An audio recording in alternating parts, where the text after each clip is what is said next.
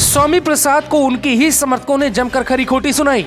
RSS BJP को सांप और खुद को न्योला बताया तो भड़क गए लोग। ऐसी भारी बेइज्जती शायद इस सियासत में किसी नेता की होती है। बीजेपी से जाने के बाद स्वामी प्रसाद मौर्य ने खुद को न्योला बताया, बीजेपी आरएसएस को सांप बताया तो लोग उनको जमकर सुनाने लगे। फेसबुक पर उन्होंने ये लिखा, नाग रूपी आरएसएस एवं सांप रूपी भाजपा को स्वामी रूपी न्योला यूपी से खत्म करके ही दम लेगा।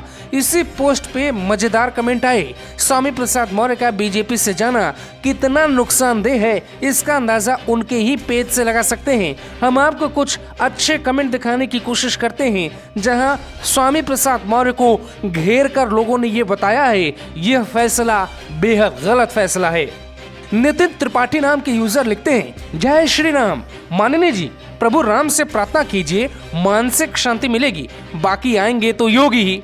अर्चना शुक्ला लिखती ही, खुद मिट गए भाजपा को मिटाने वाले, चाहे शत्रुघ्न सिन्हा हो, सिद्धू हो, यशवंत सिन्हा हो या उदित राज, यहाँ तक कि उमा भारती जैसे नेता का कद कम हुआ। एक बार बीजेपी से अलग होके आप भी अपवाद नहीं रहोगे महोदय। नीरज सिंह बिट्टू लिखते हैं, आइए आइए आपको पडरौना से चुनाव लड़वा दिया जाए। पडरौना की जनता आपका बखूबी से इंतजार कर रही है। मिस्टर धोखेबाज अपने चरित्र को चरितार्थ कर गए। आप और चरितार्थ करने के क्रम में हर चुनाव में आप अपने कदम बढ़ाते हुए खुद को नजर आ रहे हैं, लेकिन आपके ये कदम आपके राजनीतिक जीवन के लिए घटते ही जा रहे हैं। दरअसल स्वामी प्रसाद मौर्य पडरौना से ही फिलहाल विधायक है और यहीं से चुनाव लड़ने की संभावनाएं भी हैं।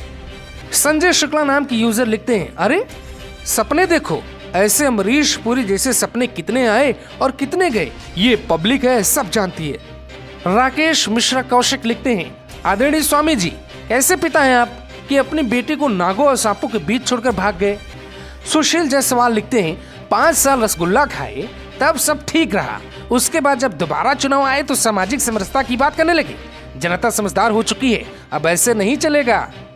पुनीत मोहन लिखते हैं, आप खाली शपथ लेने में ध्यान लगाइए। चलिए ये लाइन याद करिए, यूपी में सरकार चाहे जिसकी बने, मंत्री पद की शपथ हर सरकार में तुम्हारा ये भाई स्वामी लेता रहेगा। संजय सिंह लिखते हैं, तुम्हारी भाजपा से जाने से भाजपा को इतना फर्क पड़ेगा जितना नाइट कर्फ्यू से कोरोना को पड़ता है। और रही बात आरएसएस की, तो उस संगठन को समझना तुम्हारे जैसों की बस की बात नहीं है। दल बदलू, स्वार्थी नेता अपनी बेटी से भी इस्तीफा दिलवा देते, दोनों हाथ में लड्डू रखना चाहते हो स्वामी। प्रशांत सौरभ नाम की यूजर लिखते हैं, गजब बेशर्म आदमी हो यार तुम। 5 साल से मलाई चाप रहे थे तो सब अच्छा था, टिकट नहीं मिलने का भय सता रहा था, सब खराब हो गया। तुम देखना खुद भी चुनाव हार जाओगे, बाकी आएंगे तो योगी ही। शादाब शम्स नाम के बीजेपी नेता लिखते हैं, तुम न्योला नहीं, आस्तीन के सांप हो स्वामी प्रसाद मौर्य। तुम जैसे दलाल और मौका परस्त लोग भाजपा की राजनीति को सूट नहीं करते। चिंता बिल्कुल मत करो, अगली सरकार भी तुम्हारी गलतफहमी दूर हो जाएगी, क्योंकि कुछ कर लो, आएगी तो भाजपा ही। आशुतोष तिवारी नाम की यूजर लिखते हैं, आपकी राजनीति का अंत है, बीजेपी के साथ है, गुंडों माफियाओं की सरकार नहीं, बुलडोजर सरकार चाहिए। विकास तिवारी लिखते हैं, 5 साल कैबिनेट मंत्री रहे, बेटी सांसद बनी, बिना जनाधार वाले बेटे को टिकट दिलाया, इस्तीफा किसान, नौजवान, पिछड़ों, दलितों के नाम पर लिखा, ये पब्लिक है, सब जानती है। कोई बदायूं वाले धर्मेंद्र यादव को रुमाल दे दो यार। जिद्दी पंडित लिखते हैं, बेटवा का टिकट नहीं मिला तो निकल लिए, अकेले घोटाले से पेट नहीं भर रहा है तो पूरे परिवार को घोटाले में लाना चाहते हो। पूरे 5 साल में कभी विधानसभा में बोले की क्या दिक्कत है, सिर्फ जनता को मूर्ख बना रहे हो स्वामी जी।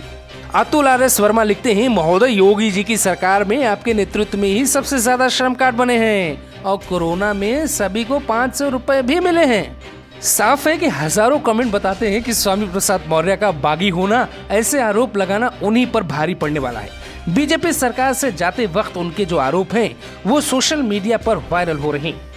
दरअसल स्वामी ने आरोप लगाया कि उनका और उनकी समाज के लोगों का शोषण हुआ और इसी बात पर लोग नाराज हैं कि अगर ऐसा था तो फिर 5 सालों तक आप सत्ता में रहकर मलाई क्यों काटते रहे और जैसे ही आचार संहिता लगी आप बागी हो गए। स्वामी प्रसाद के बारे में 4 लाइन आप भी लिखिए, आखिर कहना क्या चाहते हैं। Bureau report, global Bharat TV.